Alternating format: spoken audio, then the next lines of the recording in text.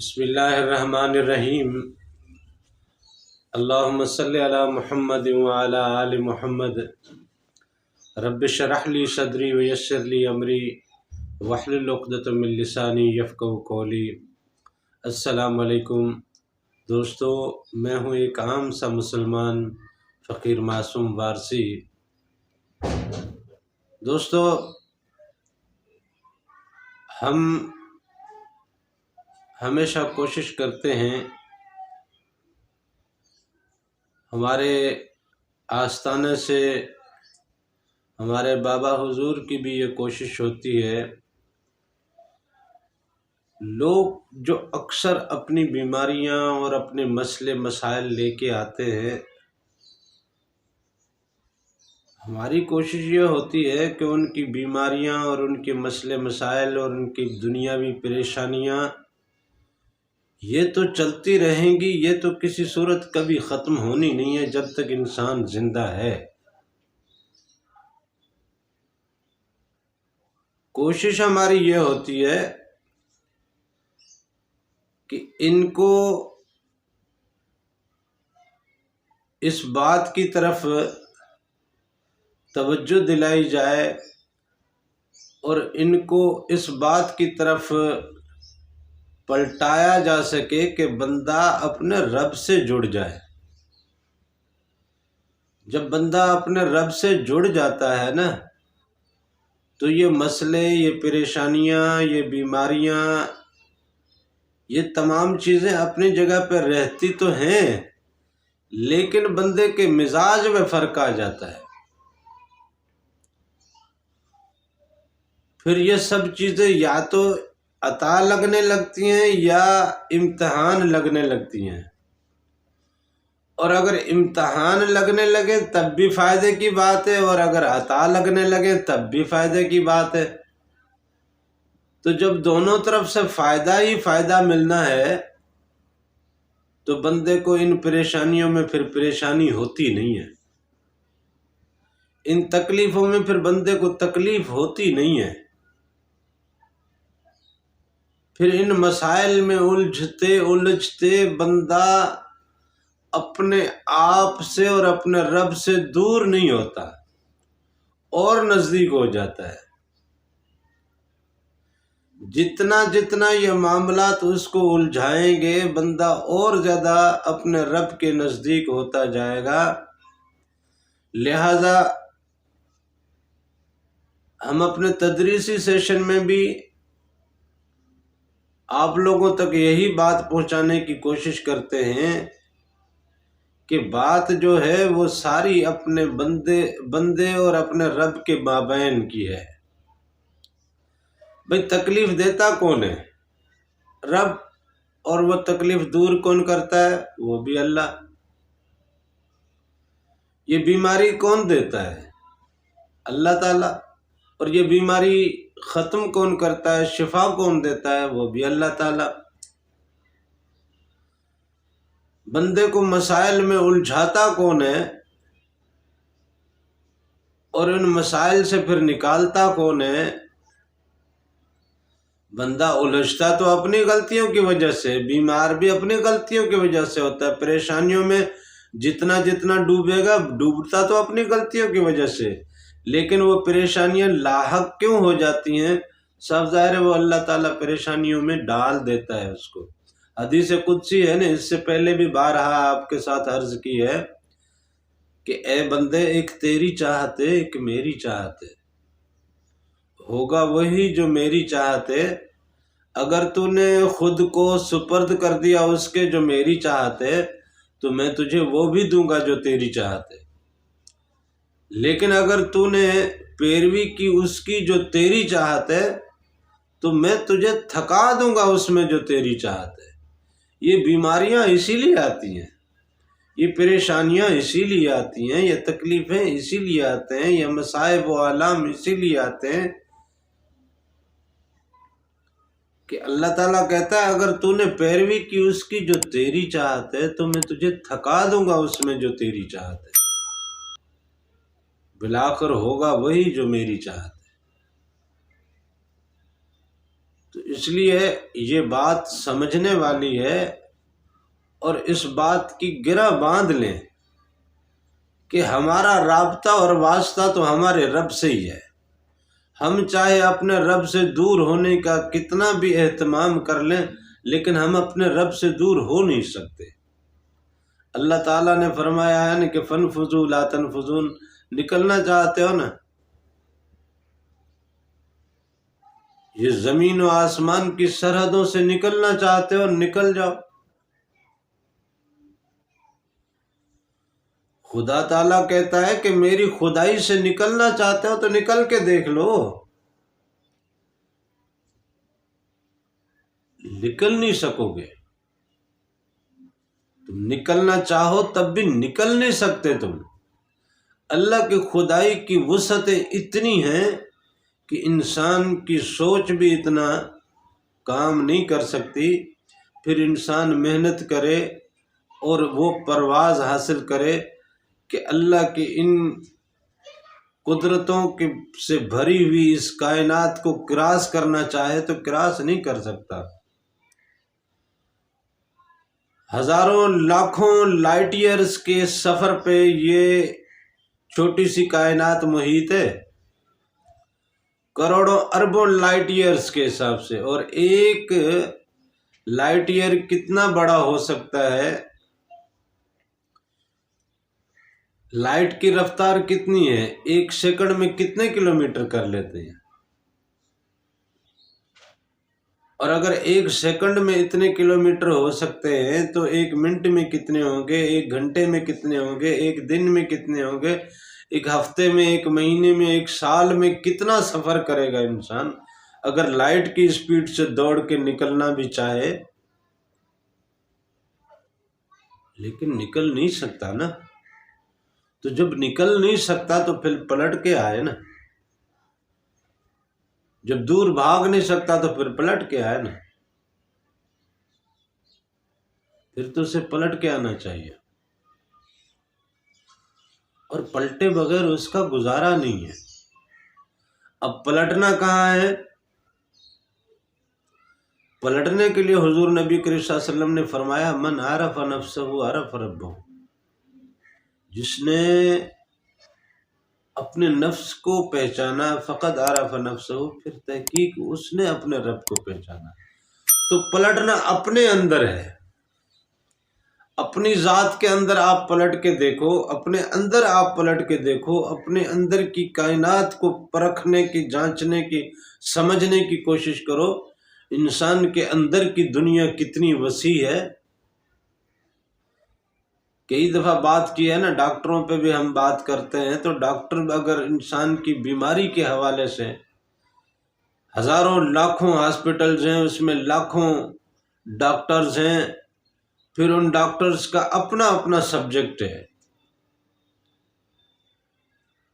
انسان کے جسم میں پھیلی ہوئی اس کائنات کے حوالے سے آپ اندازہ تو کر کے دیکھیں کہ اگر بیماریوں کو پرکھنے کی کوشش بھی کریں تو اس میں بھی الگ الگ سبجیکٹ ہیں، اور پھر ان سبجیکٹس کو بھی ابھی تک مکمل کنٹرول کسی ڈاکٹر نے نہیں کیا۔ لہذا پلٹنا تو اپنے اندر ہے، اپنے اندر پلٹ کے دیکھو۔ سچی بات تو یہ ہے کہ نور تمہارے اندر میں ہے۔ انسان کی سماوی ارواح بھی ہے نا، اور عرضی ارواح بھی ہیں۔ عرضی ارواح تو آپ کو بتائیے نا، تین ہیں، ایک روح جمادی ہے، روح نباتی ہے، روح حیوانی ہے۔ تو یہ جو انسان کی یہ عرضی ارواح ہیں، اس کے ساتھ ساتھ انسان کی سماوی ارواح بھی تو اس کے اندر موجود ہیں۔ وہ جس نے پرواز کر جانا ہے، جس کے بعد یہ مردہ رہ جانا ہے، تو کیا ہڈیوں میں سے وہ روح نکل تو نہیں چکی ہوتی نا؟ وہ جو جمادی روح ہے وہ تو ہڈیاں کو ریزہ ریزہ تو نہیں ہو جاتی۔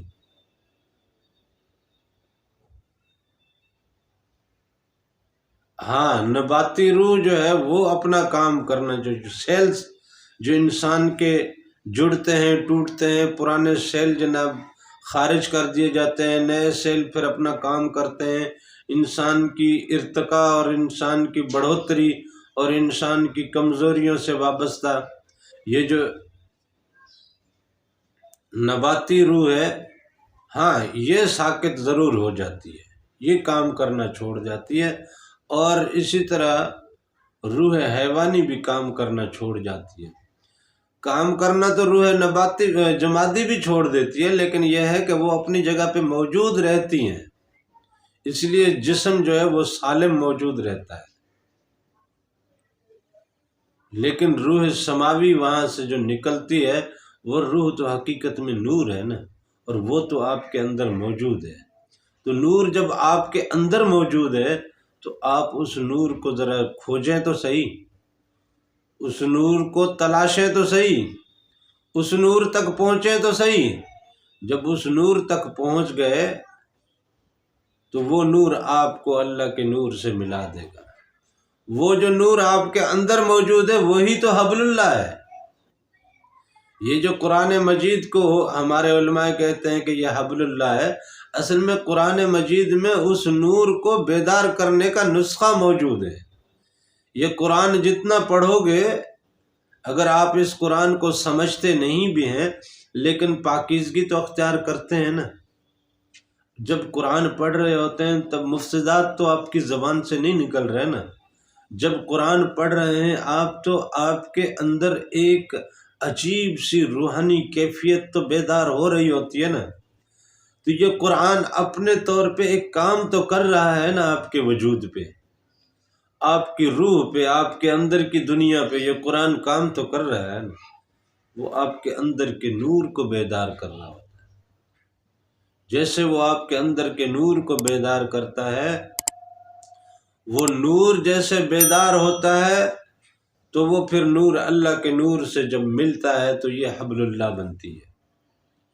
اور جن جن کے بھی یہ ارواح بیدار ہوئی ہیں، جس نے بھی اپنے اندر کے نور کو جا لیا، جس نے اپنے اندر کے نور کو پا لیا، جس نے اپنے اندر کے نور کو بیدار کر لیا، جس نے اپنے اندر کے نور سے اپنے وجود کو منور کر دیا، وہی اللہ کے حبل اللہ سے جا کے جڑ گیا۔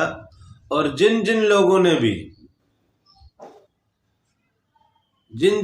نے بھی حبل اللہ کو پایا، وہ اس رسی سے جڑتے گئے، وہ جہاں بھی ملیں گے محبت سے ملیں گے، اخوت سے ملیں گے، مروت سے ملیں گے، رواداری سے ملیں گے، ایمان سے سرشار ملیں گے، عشق رسول سے سرشار ملیں گے، اللہ کی محبت سے سرشار ملیں گے۔ لہذا نور تو آپ کے اندر موجود ہے، آپ کہیں باہر نہ ڈھونڈیں۔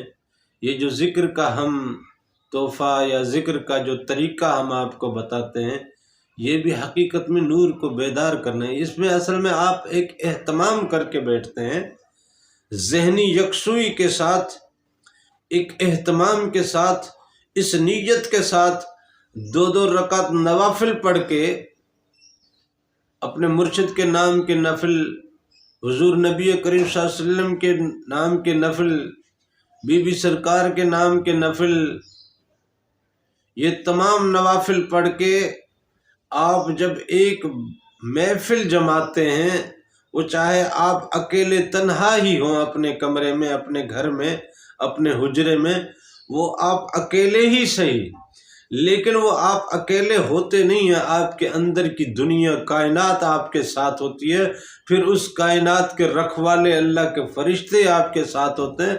یہ بہت بڑا مجمع ہوتا ہے۔ جب آپ اس نور کو پائیں گے، آپ دیکھیں گے کہ آپ محفل میں اپنے آپ کو تنہا محسوس کرنے لگیں گے، اور تنہائی میں آپ ایک عجیب سی محفل کا لطف لیں گے۔ جیسے جیسے بھی آپ اپنے آپ کو تنہا پائیں گے، آپ دیکھیں گے ایک عجیب محفل آپ کے اندر بپا ہے، ایک عجیب ہلچل، ایک عجیب کائنات، ایک عجیب سرکولیشن ہے۔ لہذا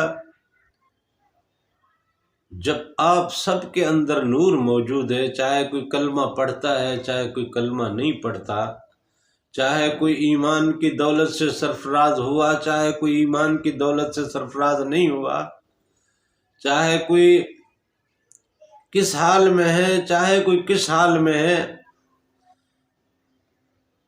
چاہے کوئی امیری میں ہے، چاہے کوئی غریبی میں ہے، رب کا نور تو سب کے اندر موجود ہے۔ اور وہ جب نور بیدار ہوتا ہے تو بندہ اللہ کے ساتھ جڑ جاتا ہے، اور وہ نور بیدار ہونا چاہیے۔ بندے کو اپنے رب سے ملنا چاہیے، بندے کو رب سے جوڑنے کی کوشش ہی ہماری اس درس گاہ، ہمارے اس تعلیمی سیشن کا اصل مقصد ہے۔ ہم اسی طرف آپ سب کو بلاتے ہیں۔ آپ اس تدریسی سیشن سے جو جڑے ہیں، ہم آپ کو صرف اتنی درخواست کرتے ہیں کہ برائے مہربانی جو کوشش ہمارے آستانے سے، جو کوشش ہمارے مرشد پاک بابا منظور سرکار کی محنتوں سے، جو کوشش ہماری توسط سے آپ تک پہنچ رہی ہے، آپ اپنا حصہ اس میں ڈالیے۔ آپ کے اندر اگر نور پیدا نہیں ہو پا رہا، اور آپ کی اس کوشش نے، آپ کے اس ذرا سی محنت نے کہ یہ جو آپ نے تعلیمی سیشن کسی اور تک پہنچائی، کسی اور سے شیئر کی، اس کے اندر اگر نور پیدا ہوا تو وہ نور بھی آپ کے توسط سے ہوگا، تو اس نور کی ریفلیکشن آپ کو ملے گی۔ ہو سکتا ہے آپ ذہنی یکسوئی وہ نہ رکھ پاتے ہوں جس کو آپ یہ فارورڈ کر رہے ہیں، جس کے ساتھ یہ شیئر کر رہے ہیں، ہو سکتا ہے وہ اس یکسوئی کو برقرار رکھ پائے۔ اس کے اندر جب نور پیدا ہوگا تو ہوگا کس کے توسط سے؟ آپ کے توسط سے۔ جب آپ کے توسط سے اس کا نور پیدا ہوگا، اس کو نور کی دولت ملے گی، تو کیا آپ کیا سمجھتے ہیں کہ اللہ تعالیٰ انصاف کرنے والا نہیں ہے؟ جس کے وسیلے سے یہ نور کسی کے اندر پیدا ہوا، جس کے وسیلے سے کوئی اپنے رب کی حبل اللہ سے جا کے جڑا، جس کے وسیلے سے کسی نے جا کے حضور نبی کریم کی محفل میں جا کے شرکت کی، اور جب وہاں سے اس کو جناب دیکھا کہ یہ آیا کس راستے سے ہے، تو وہ پچھلے والا تو اپنی کوشش میں ابھی تک لگا ہوا ہے، ابھی وہ کامیاب نہیں ہوا، یہ کامیاب ہو گیا ہے، تو اس دربار سے اس کے لیے بھی دروازے کھول دیے جاتے ہیں۔ تو لہذا آپ اس سیشن کو جس حد تک ہو سکے، اس سیشن کو آپ لوگ مکمل طور پہ سنا کیجئے، اس کو اٹینڈ کیجئے، اور اس سیشن کو، اس تعلیمی اور تدریسی کلاس کو، سبق کو آپ اپنے دوست احباب تک پہنچائیے۔ دیکھیں، یہ خلافت کی ذمہ داریوں کا سبق ہے، یہ صرف ہمارے اوپر فرض نہیں ہے، یہ صرف ہمارے اوپر ہم اپنے حصے کی کوشش کر رہے ہیں، اللہ تعالیٰ اسے قبول کرے۔ آپ اپنے حصے کی کوشش کیجئے، اللہ آپ کی کوشش کو بھی قبول کرے۔ اللہ تعالیٰ سے دعا ہے کہ وہ مجھے اور آپ کو اپنے اور اپنے حبیب کے عشق کی دولت سے مالا مال کرے۔ آمین۔ جزاک اللہ۔